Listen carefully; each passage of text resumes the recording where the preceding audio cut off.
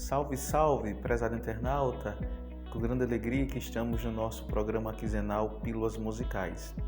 Neste programa, eu quero conversar com você sobre a questão do texto poético, o eu lírico, sobretudo da constituição de como se pode escolher um canto litúrgico, uma música para missa, mas também da relação da pessoa que compõe, do cantor, do instrumentista, com esse arcabouço do canto litúrgico ou, trocando em miúdos, da música sacra.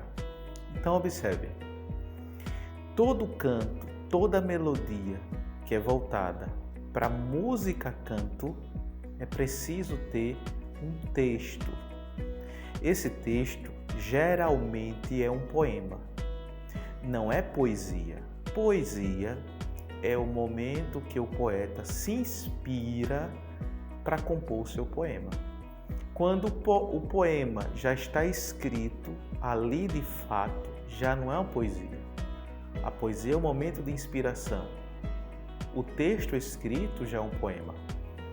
Que o eu lírico, ou seja, a voz do poema vai falar pelo porta-voz que estiver cantando, que é o próprio cantor, o próprio intérprete.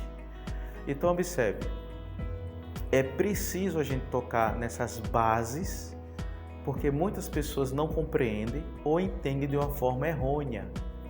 Então, poema é diferente de poesia. Segunda coisa, todo poema tem um eu lírico. O que é o eu lírico? É a voz do poema, não é o narrador. Muitas vezes o eu lírico se põe como narrador do poema, mas não é. É a voz que perpassa por aquele texto, por aquelas letras, o significado do poema, o que o poema em si quer dizer. E quem vai fazer isso com a sua voz é o próprio intérprete, o cantor, que vai servir de interlocutor para as pessoas que estão assistindo, para a assembleia, numa missa, né? O povo de Deus, no caso aqui, é o que nós estamos conversando na Santa Missa.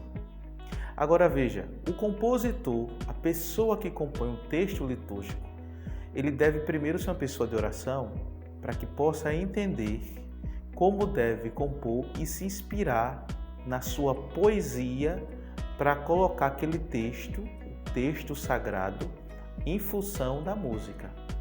Ele não vai criar um outro texto, ele pode ser até que se crie, mas ele pode beber sobretudo da fonte, que é a Sagrada Escritura, né, a patrística, os padres, os defensores da igreja, os apologistas que viveram entre o século I e o século VIII, os textos espirituais dos santos místicos, São João Bosco, Santa Catarina de Sena, o próprio São Paulo, Santa Teresa d'Ávila, Santa Teresinha do Menino Jesus.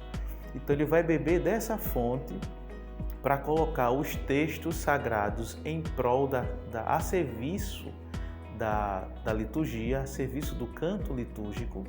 E quem vai ser a fonte de inspiração, a poiesis, né, desse compositor pela sua vida de oração, será o Espírito Santo, que vai ajudar, que vai auxiliar, que vai perpassar na sua inspiração a vontade de Deus para que ele possa compor bem feito aquela música.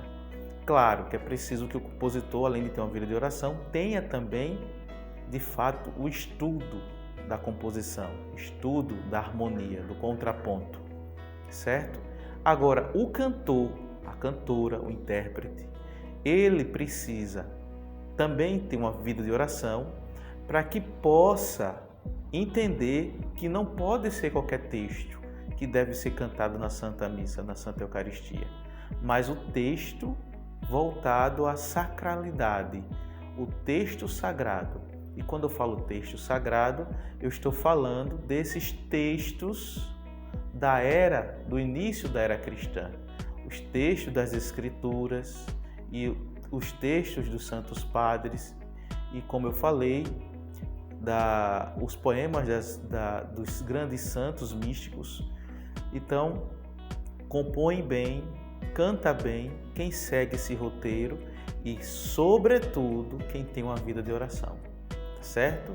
Então, permaneça conosco, espero que você tenha gostado desse conteúdo, compartilha, se inscreve no nosso canal, clica no joia, clica no sino para receber as notificações e também segue a gente lá no Instagram, no @escola.musical.